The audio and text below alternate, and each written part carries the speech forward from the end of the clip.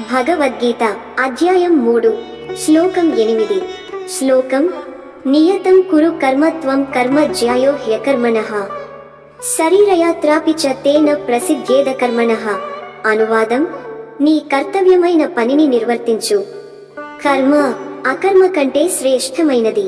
అకర్మతో అయితే నీ శరీరయాత్ర కూడా సరిగా సాగదు. వివరణ: శ్రీకృష్ణుడు ఇక్కడ కర్మ యొక్క ఆవశ్యకతను బలంగా చెబుతున్నారు. కర్మ మన జీవనాధారం. కర్తవ్యాన్ని మానేస్తే ప్రగతే కాదు, ప్రాణాధారమైన జీవనయాత్ర కూడా కుదరదు. కర్మ అనేది కేవలం ఉపాధి కోసం కాదు, అది మన ధర్మాన్ని నిలబెట్టడానికి కూడా అవసరం. తాత్విక సందేశం: మనుష్యుడు కర్మ ద్వారా జీవించాలి, కర్మ ద్వారానే ఎదగాలి. అకర్మ అనేది ఆలస్యం, పతనానికి దారి. పనిని ధర్మబద్ధంగా, ఫలాసక్తి లేకుండా చేయడం, ఇదే కర్మయోగం యొక్క సారం. ఉదాహరణ: ఒక రైతు విత్తనాలు వేయకపోతే పంట రాదు, పంట లేకపోతే జీవనం కుదరదు. అలానే కర్మ లేకుంటే జీవితం నిలబడదు.